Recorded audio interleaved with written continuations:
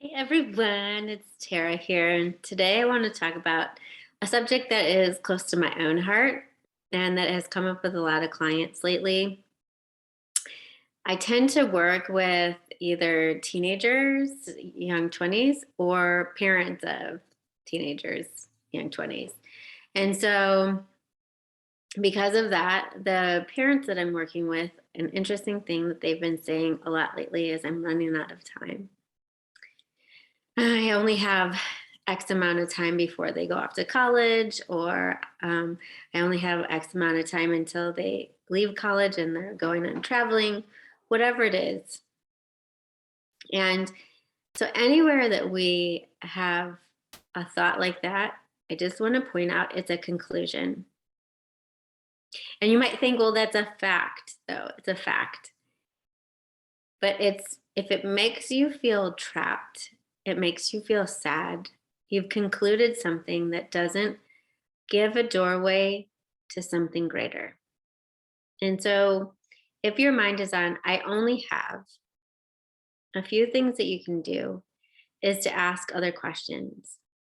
In the meantime, so in the reality of the 9 months before they go to college, what kind of memory making moments would you like to have? And are they possible? Are they possible? And what I mean by that is that in your child's wheelhouse, your teenager's wheelhouse? Like, are they open to that?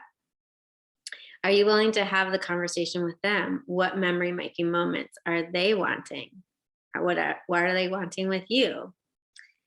And then the other thing that I would like to open up is what's on the other side of the 9 months.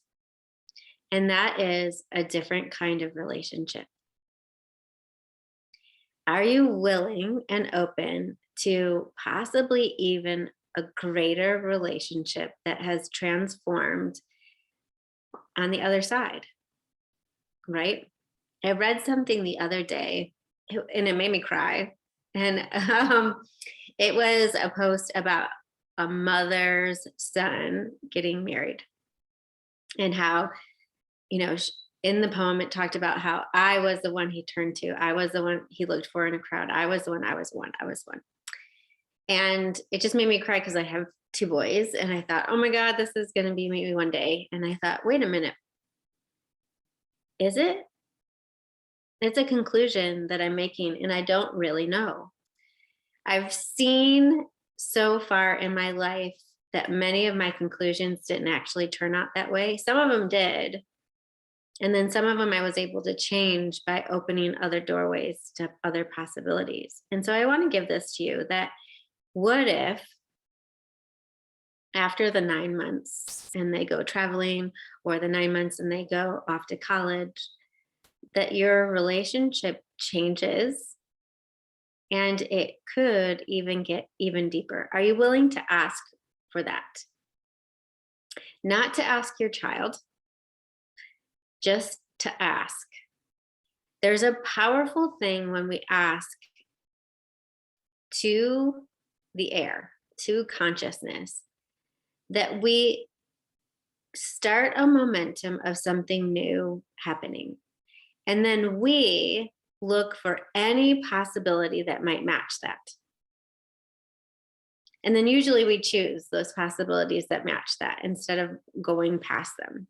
So a few years ago, so first of all, like, let me just go backwards on where I learned to not conclude and to allow something different to happen. My kids were uh, 6 and 3 when my husband and I split up, and 7 and 4 when we got divorced. I think right around there.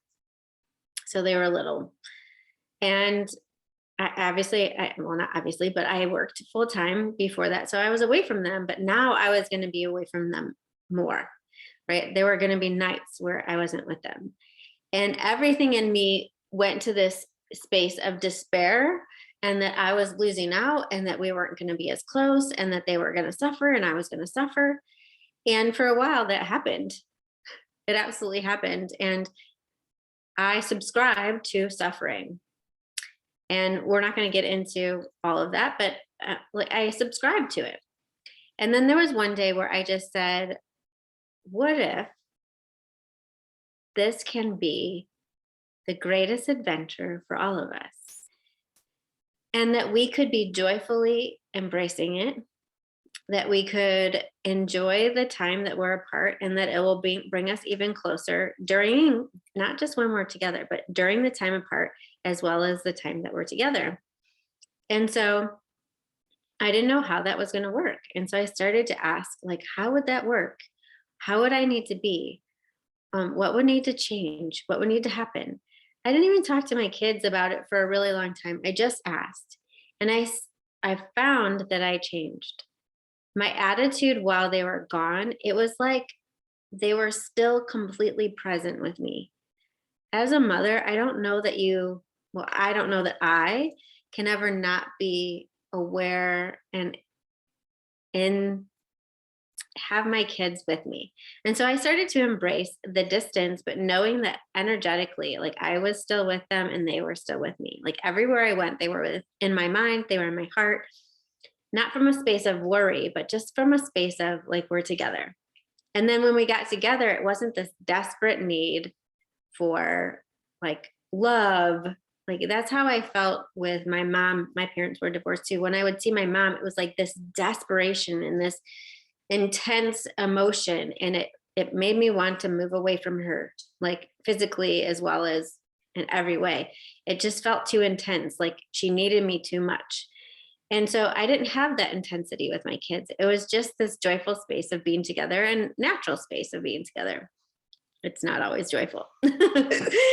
um, but we embraced that distance, and we embraced, like I embraced the different adventures that they took when they weren't with me, knowing that they were getting a whole life and that I wasn't supposed to ever, even when I was married, but now when I'm divorced too, I'm not ever supposed to be the one who provides it all. I'm going to say that again for anyone else who is divorced.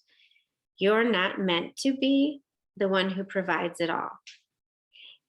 Your spouse isn't even supposed to be the other one.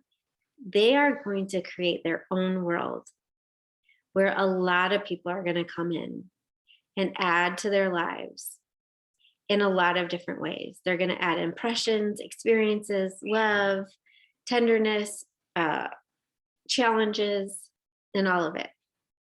And my children are not, and my ex-husband were not the only ones who had the responsibility of my life being an experience and nurturing and loving.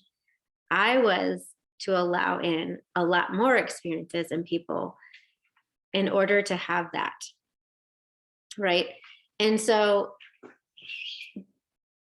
with all of this, like I just give you that in all relationships, it's really important for us to ask questions, to move out of conclusions, to allow for change to happen and for change to possibly bring an even greater bond than ever before.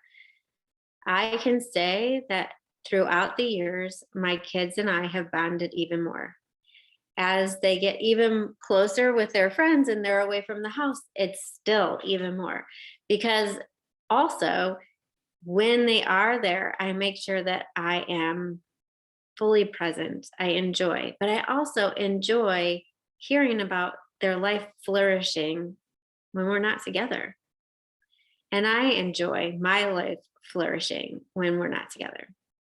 So, what else is possible if, your partner is traveling more? Like, how can you build the bond and have an even greater relationship if your child is going away? What if it's the opening for a greater love, a greater bond, something that's totally different? Sorry, like the light is so funny.